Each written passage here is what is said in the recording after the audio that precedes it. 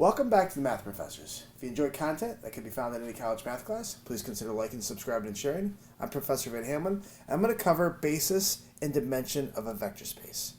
So a set of vectors S, V1, V2, all the way up to Vn, in vector space V is said to be a basis of V when the following conditions are satisfied. So first, S has to span V, and second, S has to be linearly independent. So in the first two videos, we've determined how we can see if a set spans a vector space, and also if we can see if that set is linearly independent. And today we're going to do both, so we're going to put these things together. So let's look at a standard basis for R2. So R2 being really the XY plane. And my claim is that this is a basis of R2.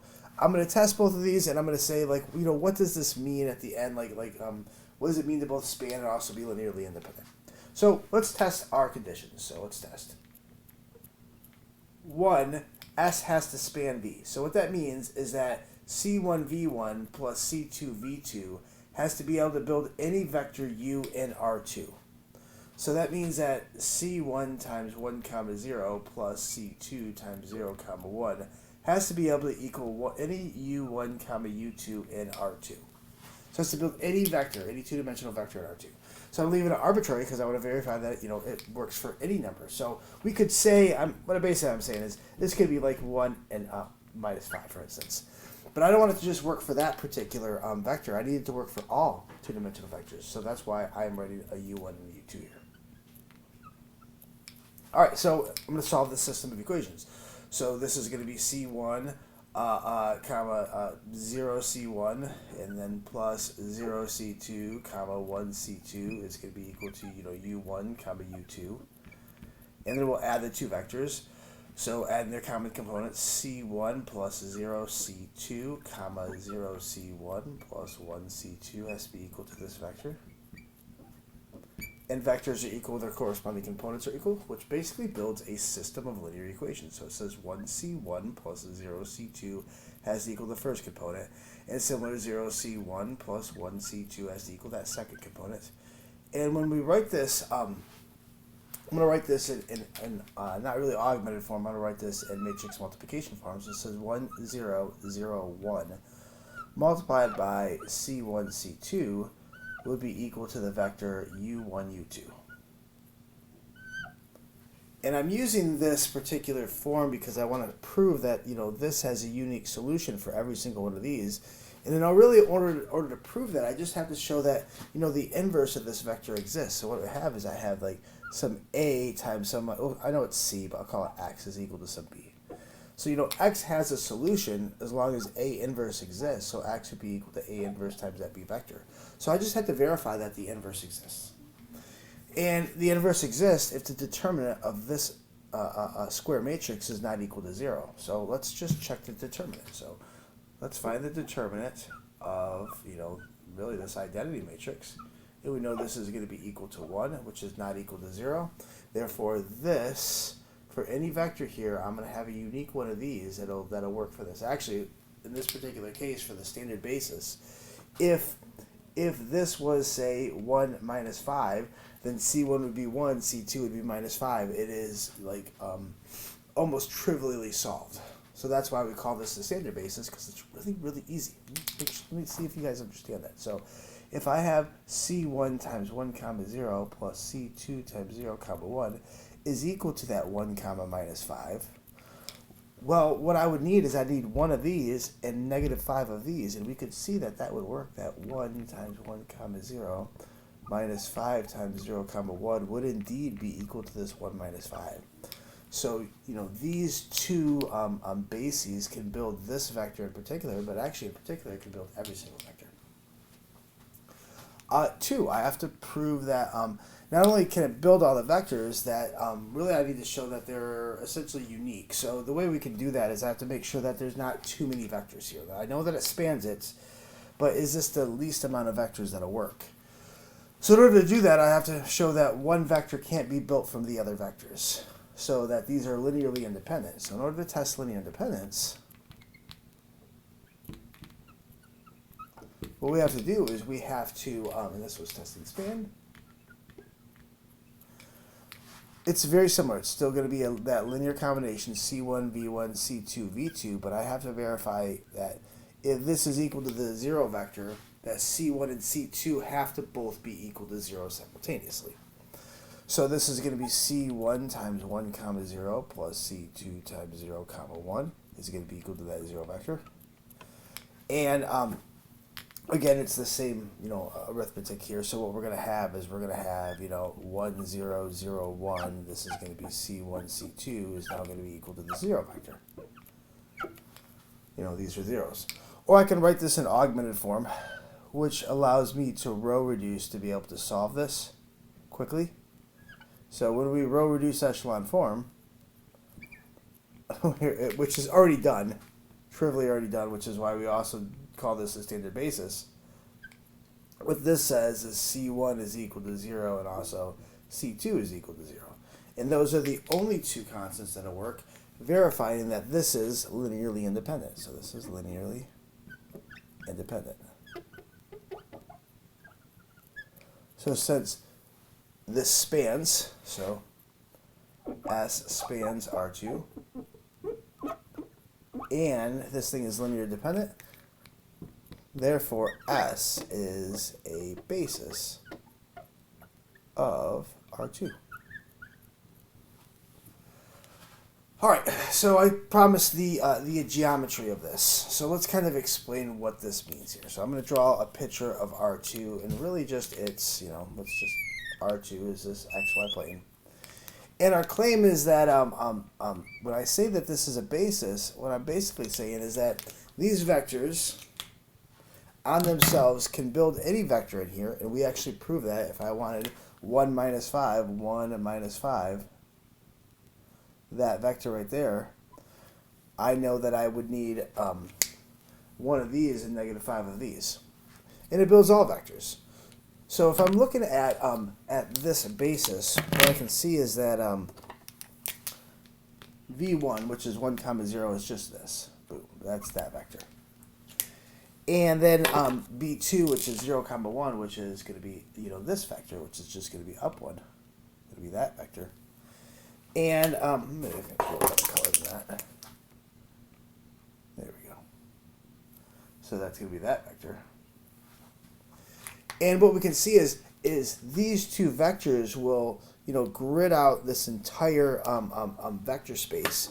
So when you look at that your Cartesian grid, what I know is I can go over by 1 every single time. So this is going over by 1 using this vector. I wish I would have drawn that a little better. There we go.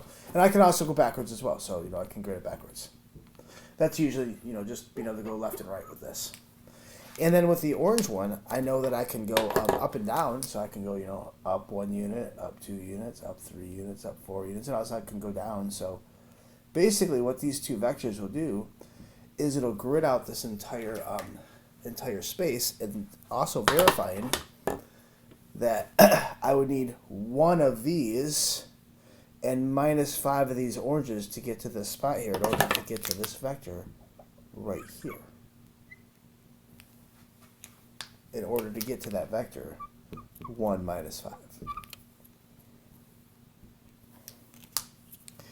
Now you might ask, is this the only way to grid out R2? It is not. This is just the easiest way to do it, because all these little pieces are little squares of unit 1. So each area has an area of 1 squared. So there's other ways we can grid this out as well. We can use I can skew these, or I could skew it this way. So I can use any parallelograms to be able to do that. And that's kind of the next example. I'm going to show you another way to be able to grid up this entire space so I can build any vector. And that these vectors have to be linearly independent. That's why, these lines don't intersect. I shouldn't say intersect. These lines aren't parallel. So they're not parallel because they're linearly independent. Okay, so let's show you another basis.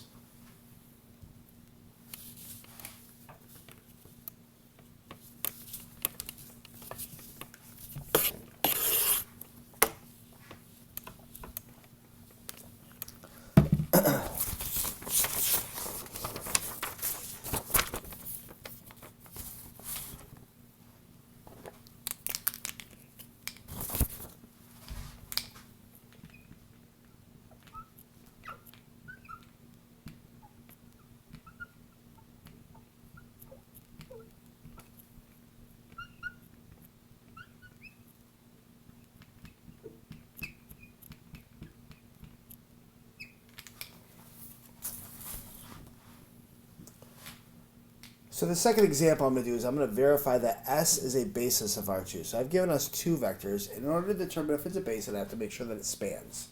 So the way we check to see if it spans, does this span R2? Does S span R2? That's the question. So that means that C1v1 plus C2v2 has to build any vector U in R2. So that means C1 times 1 comma 2 plus C2 times 1 comma negative 1 has to be equal to U1 comma U2. And we know that we can write this in this form.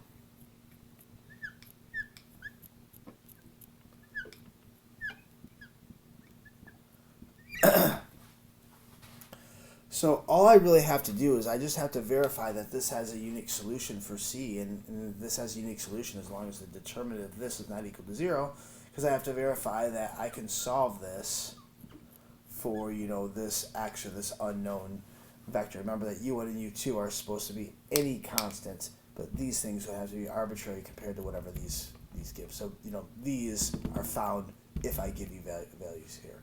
So, X being equal to A inverse B, I just have to prove that I can solve for this for every single one of those. I just have to verify that A inverse exists. So I just have to check the determinant. So what is the determinant of this matrix here? So 1, 1, 2, negative 1.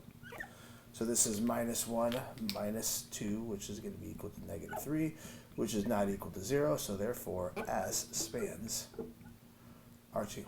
I can build any vector. Any vector can be built with those. 2.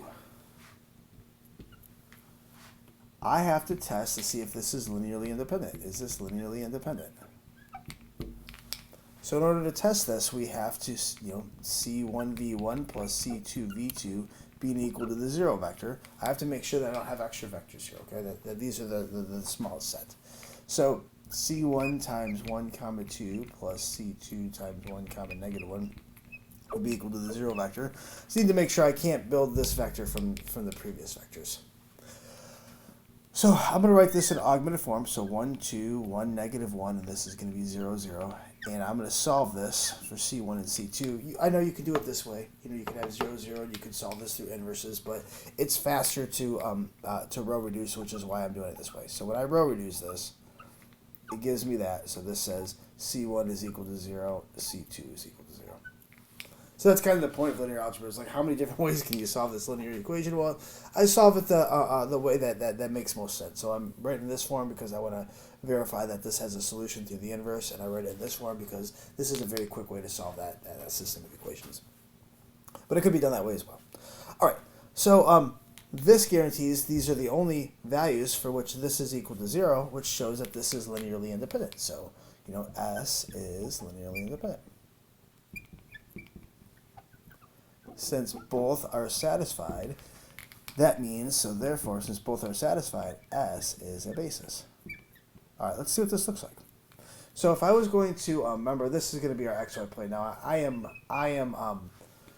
really shouldn't write those because technically your x-axis was built by your 1 comma 0s and your y-axis was built by your 0, 1s from the standard bases. That's why it looks like this. So really what I should have, and I'm going to erase these in a second here, is 1 comma 2 would be here. 1 comma 2 is going to be this basis. And then 1 comma negative 1 is going to be this basis.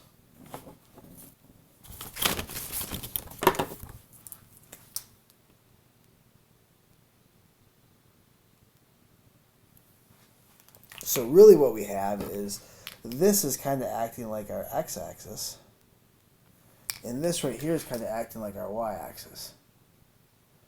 So instead of gridding them, this way, I can actually grid them by, I can go, I should do it this way, over. For every one of those, you can go over. And then for every one of these, you can go this direction. So there's 1. So what we can see is that we are still gridding. We're still being able to show that it spans, and you can see that these things are linearly independent because, the oranges and the greens are not parallel; that they go in different directions. And you can see they're not even 90 degrees from each other. They're off a little bit. They're skewed. That these are parallelograms as opposed to the other ones, which were rectangles. Well, actually, in specific, they were squares. So what you can see is you can do squares, you can do rectangles. In general, you can do any parallelogram, and it'll work. All right, let's do some three-dimensional ones. I'm not going to draw the pictures of three-dimensional ones; they get really messy. So this is just a start of the geometry of this, and then we can kind of expand this to maybe a third dimension, but not pictorially.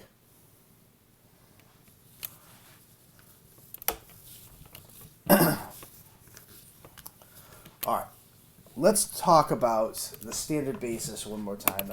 This is a small discussion, and then we'll move this into R3 as well. So what we know is that S being equal to 1, 0 and 0, 1 was the standard basis for R2. And if you're familiar with previous classes, we could call, this is the ith vector, and then this one is going to be the jth vector. Now, since this is a basis, what we know is we can write, I can write this vector u, which is going to be equal to 1, minus 5, as a linear combination of these vectors. So I know that u is going to be 1 times 1, 0 plus I'm going to say minus 5, but plus a negative 5 times 0, 1. That's because it spans it. But I can create every single one a vector in this, in terms of this, because, and I have to use both those vectors because of both spans and it's linearly independent. Now, this is the I vector, this is the j vector, so I could also write this as 1i minus 5j. And when you see this a lot in physics class or maybe calculus 3, the reason why I can write it this way is because I and j are a basis of R2, therefore I can write them as a linear combination of their bases. Now, in R3, S is equal to, the common basis is 1, 0, 0, 0, 1, 0, and then also 0, 0, 1. Another way of writing those is this could be I, j, and k. So if I have some general vector, which is 7 minus 2, 5, since this is a basis, the common basis, I can easily write this as a linear combination of these, and it's very simple. It's 7 times the first, this is why we like this common basis, minus 2 times the second, plus 5 times the third. Or another way I can write this is 7i minus 2j plus 5k. Because I should be able to write it as a linear combination of the bases. Which is why we study bases.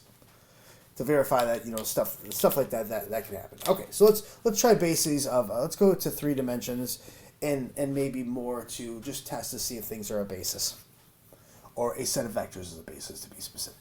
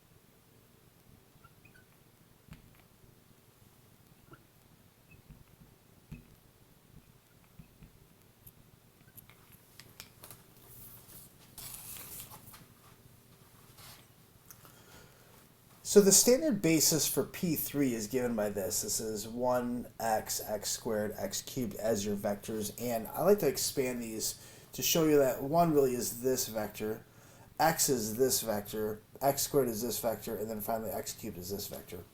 And I know that I can write any polynomial of degree 3 or less as a linear combination of this. So let's just, on a side note, if I say u is equal to 5 minus 3x plus 7x squared plus x cubed, that this is nothing more than a linear combination of these bases, that I need 5 of these, negative 3 of these, 7 of these, and 1 of these.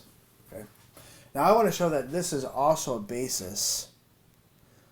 So I can write this as a linear combination of these as well, but I have to verify that it's a basis first. Now, the coefficients, I won't need 5 of these, 3, negative 3, 7, and 1 of these. I'm going to need different amounts of these vectors, but I should still be able to build every vector in terms of this, assuming it is a basis.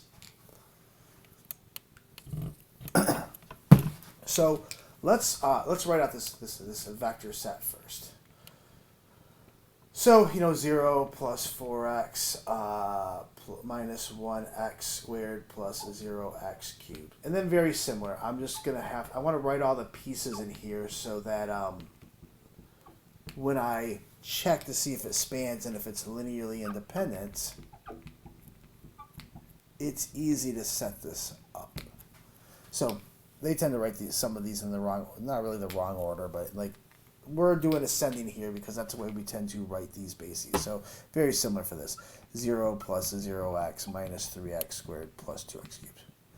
Okay, so I want to test to see if that's a basis. So in order to do that, we know first I have to check, does it span? I should be more specific. So does S span P3? So C1 V1 plus C2 V2 plus C3 V3 plus C4 V4, because I have 1, 2, 3, 4 vectors, needs to be able to write any general U vector. So this needs to be C1 times the first plus C2 times the second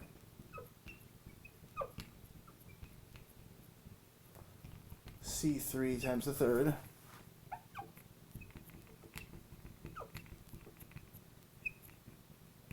plus C4 times the last vector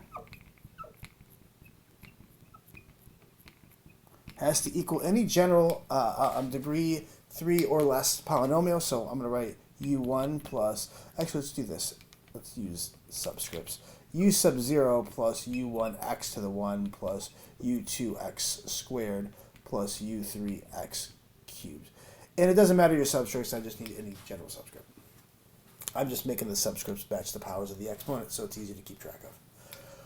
Now, we can distribute these c's through here, and then I can combine like terms. And doing that, what we'll see is we're going to have the coefficients are going to be, 0c1 plus 5c2 plus 5c3 plus 0c4. That's going to be the constant because when I distribute through, those are going to be the only ones without x's on them. And as far as the x's are concerned, c1 times 4x is 4c1x. This is going to be plus 0c2x, plus this is going to be 3c3x, plus 0c4x is going to be equal to this vector over here. Well, we'll get there in a second. Now, since all these things have an x, what I'm going to do is I'm going to factor out the x to all of them. I'm going to do a very similar thing for the x squareds. So the x squareds, the coefficients is going to be minus 1c1. Here is going to be plus 0c2. Here is going to be plus 0c3. Here is going to be equal to minus 3c4, and this is going to be x squared. And then finally the x cubes, 0c1. Here's going to be plus 1c2. Plus 1c3 plus 2c4, and this is going to be x squared is going to be equal to this vector. So u0 plus u1x plus u2x squared plus u3x cubed. Okay. So for these things to be true, we have a system of equations. You know, this first piece has to be equal to u naught. So 0c1 plus 5c2 plus 5c3 plus 0c4 has to be equal to the first. Messy. There we go. U naught. Next one. 4c1 plus 0c2 plus 3c3 plus 0c4 has to be equal to the next one. Next we have minus 1c1 plus 0c2 plus 0c3 plus minus 3c4 is equal to u2. And then finally last, 0c1 plus 1c2 plus 1c3 plus 2c4 is equal to u3. And then you'll kind of notice, as you would expect, that these coefficients in this column really just match the coefficients in front of that vector. The coefficients in the second column are going to be the coefficients in the second vector, third vector, and finally the fourth vector. And that means I should be able to write this in terms of this. I have 0, 4, negative 1, 0, 5, 0, 0, 1, 5, 3, 0, 1, 0, 0, minus 3, 2, multiplied by C1, C2, C3, C4 is going to be equal to that general polynomial vector, which is u naught, u1, u2, u3. And this will have a unique solution as long as this determinant, let's just call this A. And note that the determinant of that particular matrix is equal to 30, which is not equal to 0. So that means this spans. That means for any one of these, I can find coefficients that will give me coefficients for these. So for instance, that example, that exists. So that means S spans P3.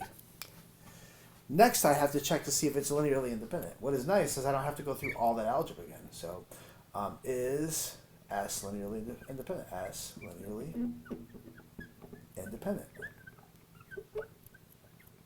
In order to check that, I have to check that same linear combination, except instead of being equal to the general vector, I need to verify that it's equal to, when it's equal to 0, that the only way that that can happen is if these coefficients themselves are also 0, all of them simultaneously. So the 0 vector. So it's going to be this exact same thing, but it's going to have an augmented form to where these things are going to be equal to 0. So this is going to give us this matrix 0, 4, negative 1, 0, 5, 0, 0, 1, 5, 3, 0, 1, 0, 0, minus 3, 2, and this is going to be adjoined with the 0 vector, which is this.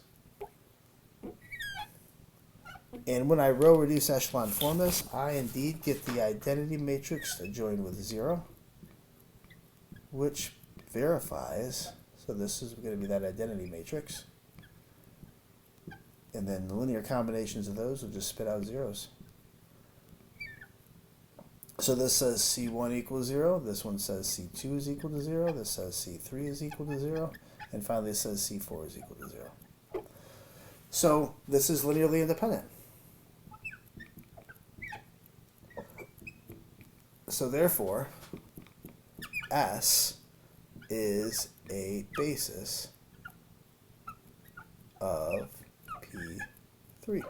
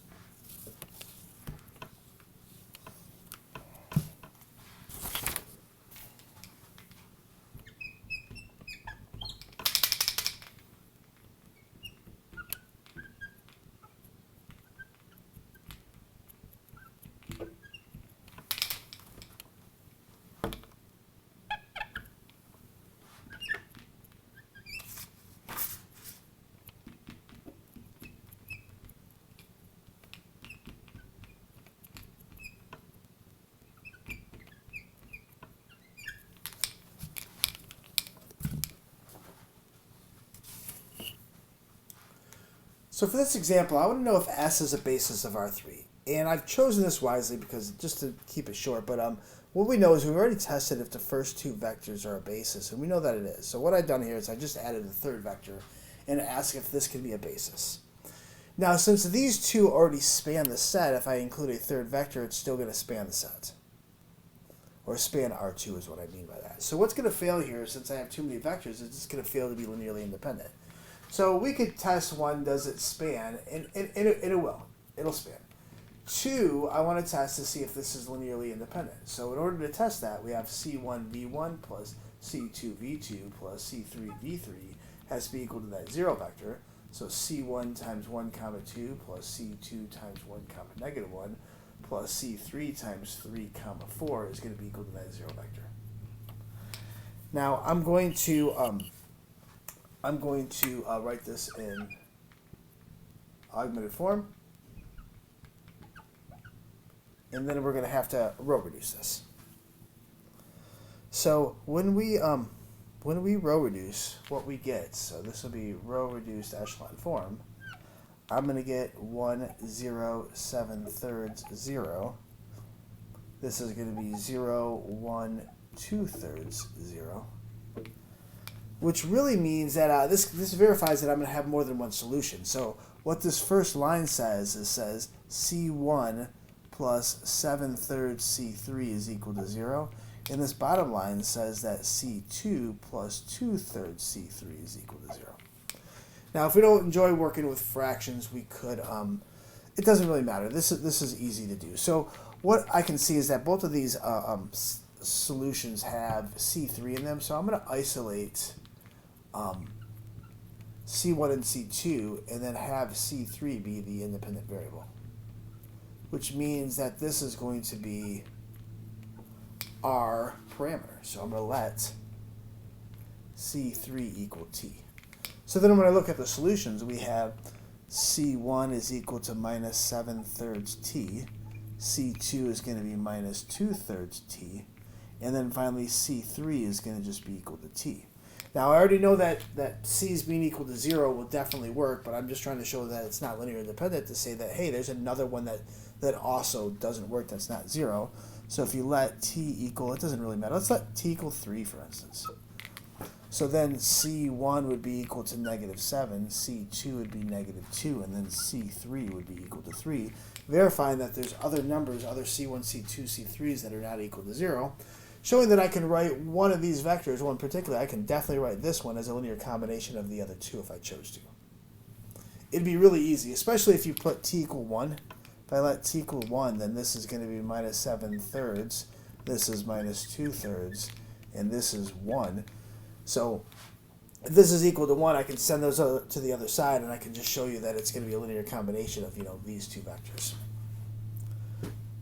So since this is not linearly independent, we know that this is not a basis. Got too many vectors here.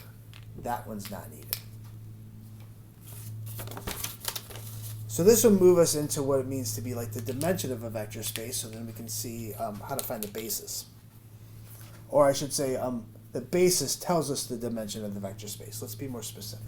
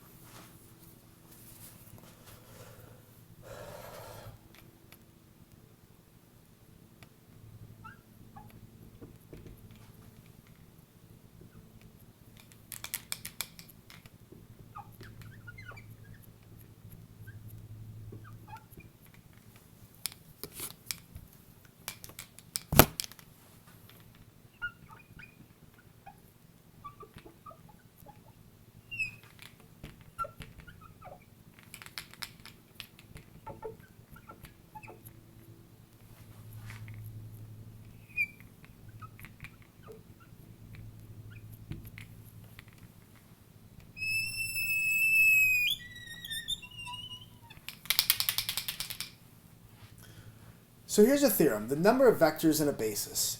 If a vector space V has one basis with n vectors, then every other basis in V will also have n vectors. So furthermore, the dimension of V is n. Now if S only contains a zero vector, we say that the dimension of that V or that vector space is equal to 0. So for instance, when we talked about the vector space R2, what we know is that we had two bases. Like one of them was 1, 0, the other one was 0, 1, verifying that its dimension was equal to 2. Now there was another, we had another S. S was equal to 1, 2, and also 1, -1. No matter what basis I find for R2, it's always going to have two vectors, which means its dimension is always going to be equal to 2. So I don't need to find extra bases to be able to determine the dimension. The dimension will always be the same for that particular vector space. So if I want, say, P2, well, one basis for P2 would be 1 plus 0x plus 0x squared, or 0 plus 1x plus 0x squared, or 0 plus 0x plus 1x squared. So we just drop the 0. So that is a standard basis for P3, which means it has 1, 2, 3, dimension 3, because it has 3 vectors at its basis. Or if I have, say, M, say 2 by 3 matrices, well, this has dimension 6 because S, if I just wanted to write its common basis, I have 1, 0, 0, 0, 0, 0, 0, 1, 0, 0, 0, 0, 0, 0, 1, 0, 0, 0,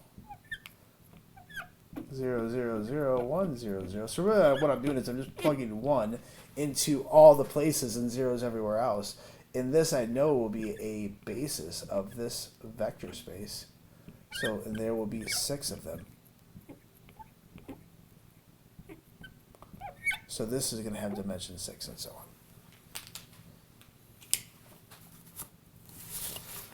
So this brings us to the very last part, is what about, say, the dimension of a subspace?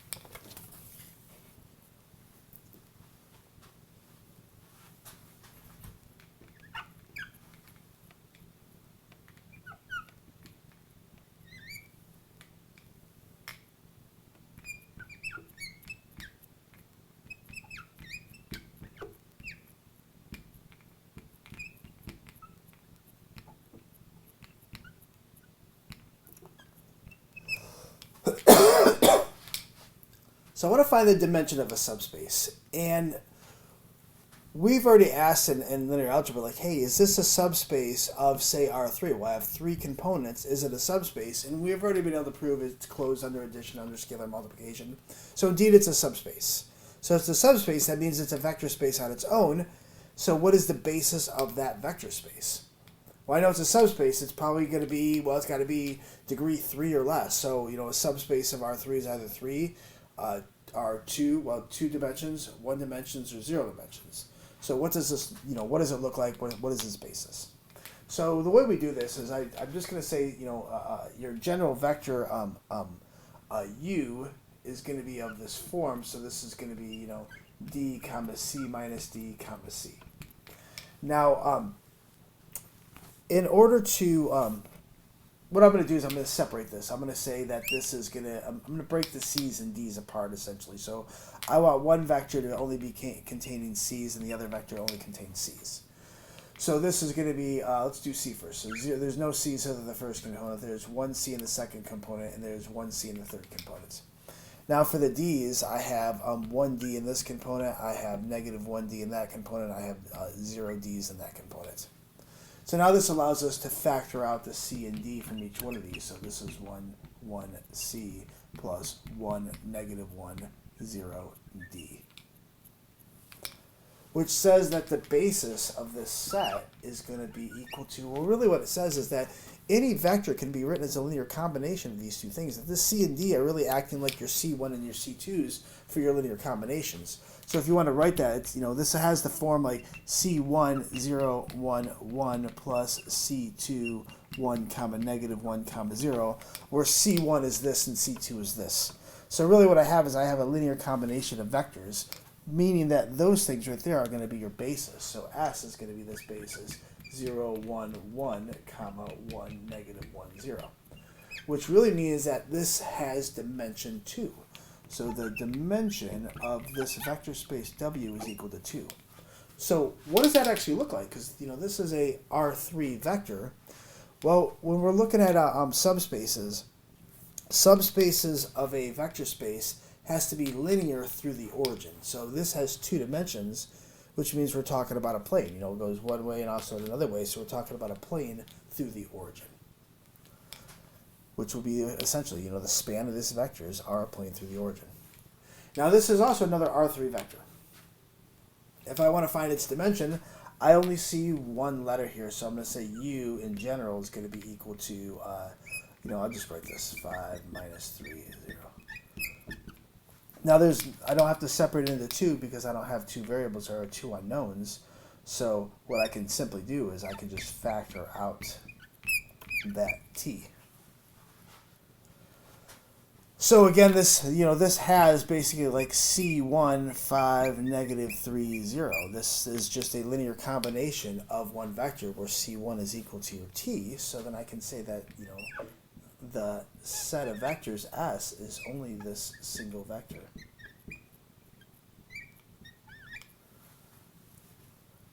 So this is a degree 1, or a dimension, my bad, this is a dimension of W is equal to 1. So again, in R3, there's multiple subspaces. You can be R3, you can be a plane through the origin like this, or you can be a line through the origin like this, because it only has one parameter.